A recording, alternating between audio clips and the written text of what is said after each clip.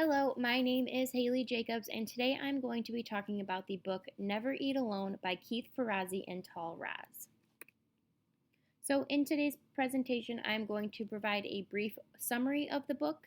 I will talk about some key messages, and finally, I will talk about how I can relate what I learned in this book to my life and career.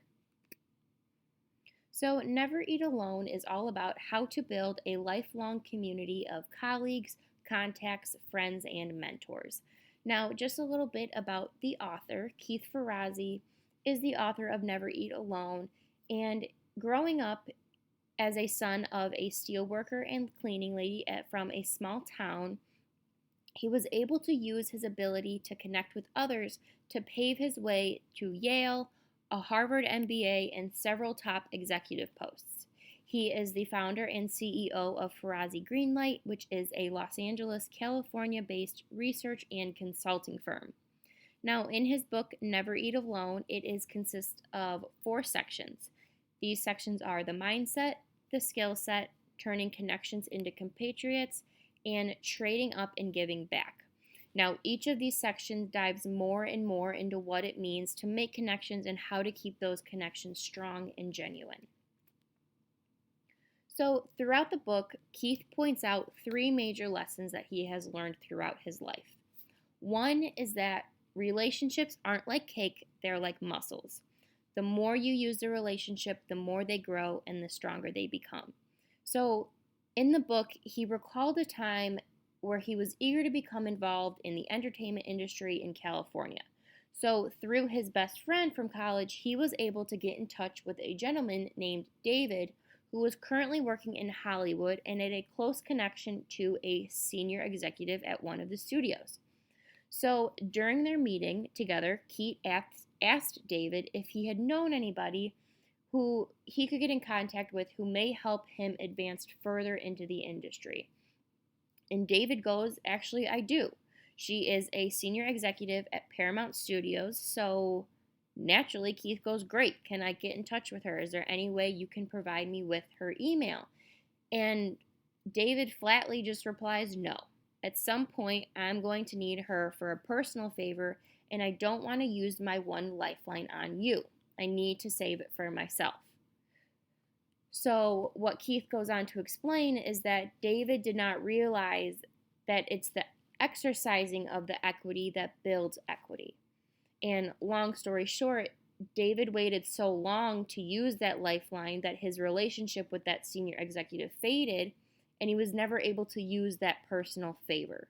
So, like his lesson said, where relationships are like muscles, had David reached out to that senior executive and helped Keith get that position, he would have strengthened that relationship, making it last longer and maybe having the ability to use that as a personal favor in the future.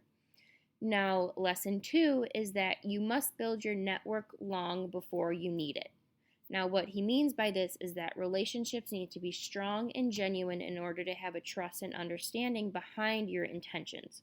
So, while networking can be a lifelong journey and you can meet many people throughout your life, the sooner you make those connections and grow them, the sooner you'll be able to help one another out. And it's all about helping them out as well as having them in your corner to help you out if you ever need to.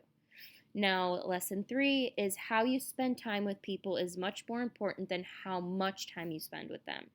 So, a good network doesn't consist of fleeting acquaintances. It's a web of real and trusted friends. So, Keith says that you should look for relationship glue to keep these friends strong. And he uses relationship glue throughout his book to talk about what it means to really make those friendships go beyond just the acquaintances. So he says, look for small things that will turn acquaintances into friends, meaning be open, be honest, share vulnerable moments from your life, and most importantly, give people your full intention. So he's saying be as open as you can. That way you can have people on your side that you trust and that you know, rather than just a bunch of people that you kind of know and you kind of know that they could be helpful, but maybe you're not close with them enough for their help. Now, this is just a quote from Keith that I found interesting. He says, "It's better to give before you receive and never keep score. If your interactions are ruled by generosity, your rewards will follow suit." So, this is a quote that kind of really sums up a lot of his major points throughout the book, and it always kind of seems to come back at to never keep score with what you give, but to keep giving and to keep accepting the help from others. So, when looking at how I will apply this to my life, I think all the lessons from this book are going to be super helpful. One of the things that Keith said in his book was that people are always so afraid and feel guilty to accept help from others.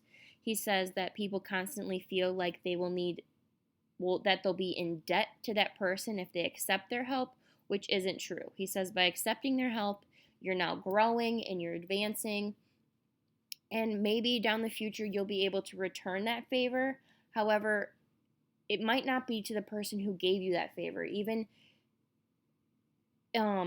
giving help to the individual who may be in the position that you were, and now you're in a spot where you can help that person grow and advance. So you're always, by accepting help, you always should have the thought that at some point it may not be the person that gave you the gift, but you'll be able to pass on what you learned to someone else. So personally, I thought this was a super helpful quote and is one that I will take with me.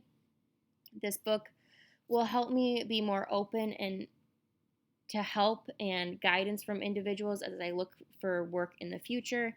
And I realize now just how important it is to continue to make the connections to and help as many people as I can along the way. So thank you for taking the time to listen to this webinar and a brief overview of this book. I hope it inspires you to give this book a read.